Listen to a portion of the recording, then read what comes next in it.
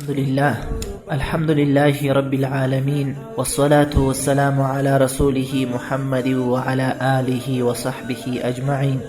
سبحانك لا علم لنا إلا ما علمتنا إنك أنت العليم الحكيم. رب اشرح لي صدري ويسر لي أمري واحلل عقدة من لساني يفقه قولي. وبعد، قال الله عز وجل في كلامه المجيد: أعوذ بالله من الشيطان الرجيم، بسم الله الرحمن الرحيم.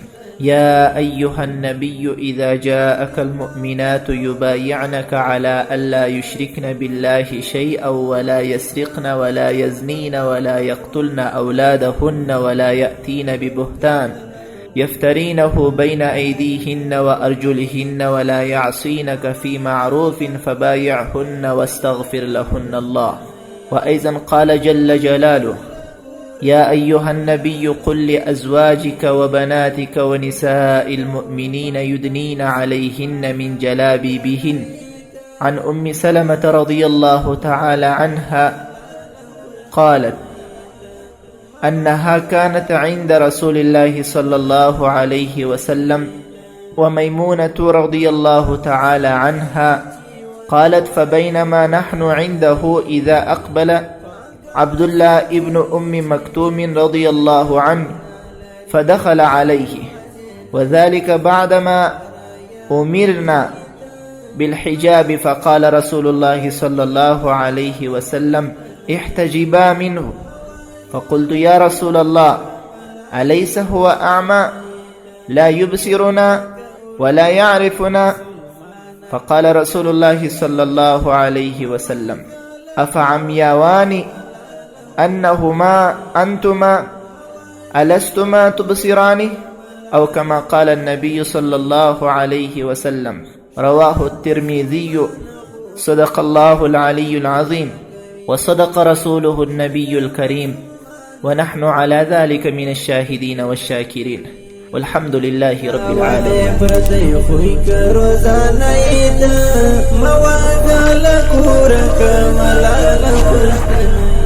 قدرمنو او معززو سامعینو، الله جل جلاله په دغو آیاتونو کې چې ما ستاسو په حضور کې تلاوت کړل، په دې کې الله سبحانه وتعالی یو قانون موږ او تاسو ته ایښی دی. دا قانون د ستر او حجاب اړوند دی. ستر او حجاب د اسلام د مهمو احکاماتو څخه یو حکم دی. دا امر چې حجاب دی، دا امر د وجوب لپاره دی. دا امر واجب دی، فرض دی، لازمی دی، حتمن دی. مکلفیت انسان پلری چې دا امر به حتمن منی او عمل کی به جامه په اغوندی، عملی جنبه به ورکوي، عمل ته به اچوي. د دې څخه سیوا که چیرې دغه الهي امر یو مسلمان تر پښو لاندې کړي او عمل په ونه کړي، نو د دې انسان په حق وعیدات راغلی دي، د عذابونو وعدې راغلی دي. او رسول الله صلی الله علیه وسلم پر داسو کسانو باندې لعنت ویلی دی چې پر هغه کسانو دی لعنت وي چې هغوی ستر نه مراتوي، حجاب نه مراتوي، او پر هغه کسانو چې هم لعنت وي چې هغوی د بل چا ستر ته ګوري. ځکه نو ستر او حجاب یو مهم امر سو په اسلام کې چې مسلمانان په مکلف سوله چې دغه امر به منی او عمل ته به اچوي.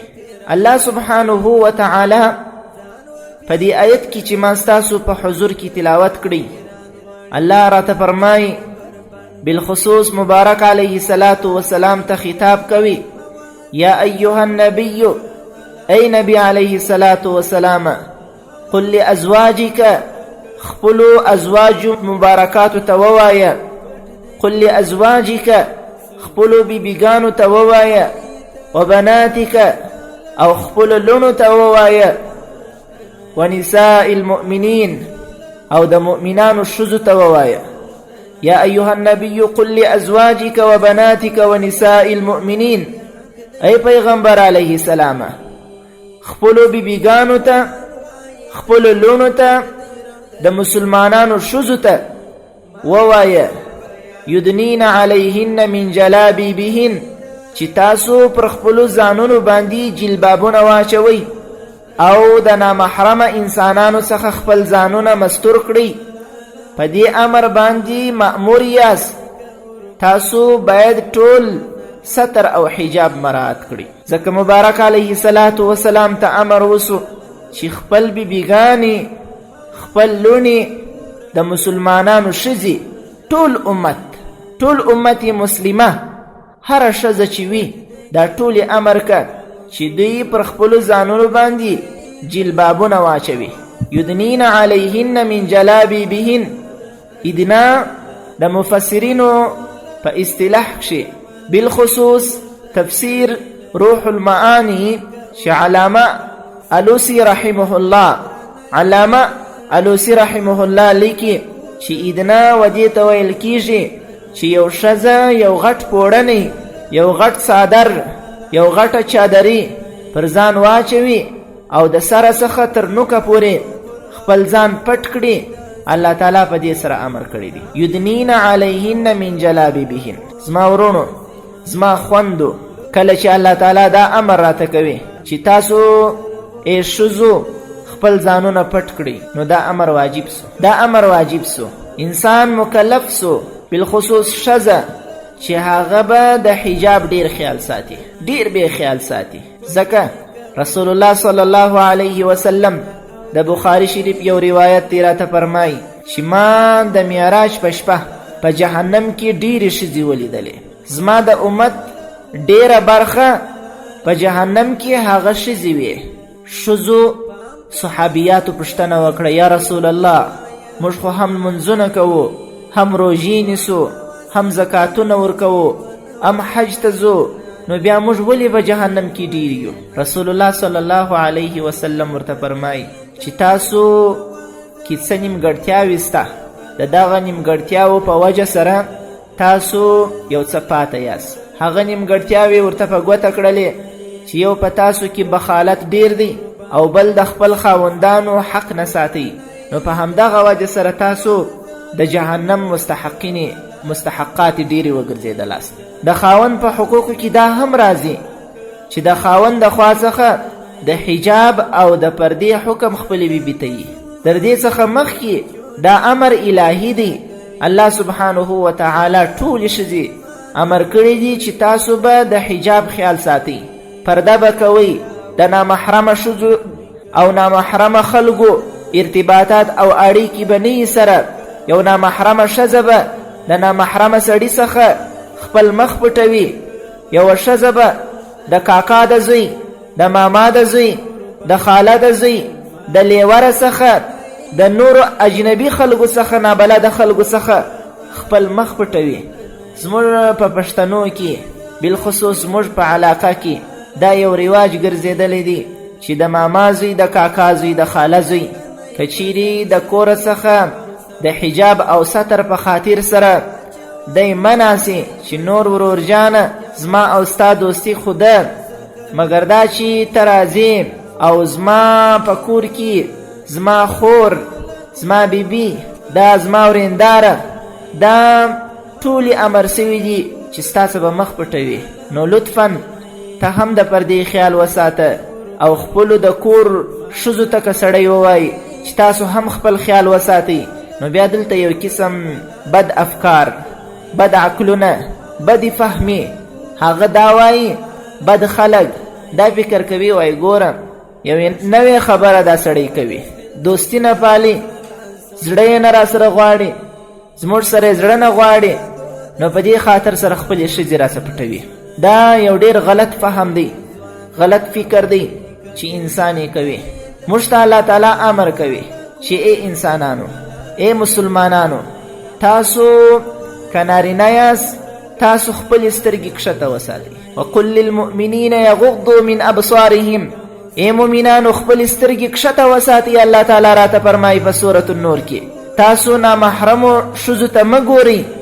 الله تعالی ورپسې آیت کې فرمایي وقل للمؤمنات یغضضن من ابصارهن. مؤمناتو ښځو ته هم دا ووایه، مؤمنو ښځو ته هم ووایه چې تاسې هم خپلې سترګې کښته وساتئ، نامحرمه انسانانو ته مه ګورئ.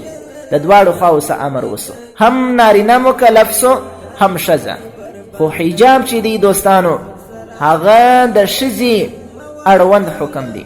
حجاب پرده کول، ستر کول دا پر ښځه باندې لازمي دي. هغه ښځه چې بې حجابه وي، بې پردې وي، د نامحرمه خلکو څخه ځان نه ساتي، د نامحرمه خلکو څخه خپل مخ نه ساتي، د نامحرمه خلکو څخه خپل اقوال خپل افعال نه ساتي، هغه الله تعالی د عذاب بیره پر دوی باندې اعلان کړی ده. او رسول الله صلی الله علیه وسلم هم په روایاتو کې دوی ته وعیدات په عذاب سره ورکړي دي چې تاسو ته به الله تعالی عذاب درکوي. ما نظر بیان کلگی زیاد بیا جرمانائی تا موازال کورک ملال پشتنائی تا موازال کورک ملال پشتنائی تا پٹ دیکا اربال کا مسلمان او درنائی تا موازال کورک ملال پشتنائی تا موازال کورک ملال پشتنائی تا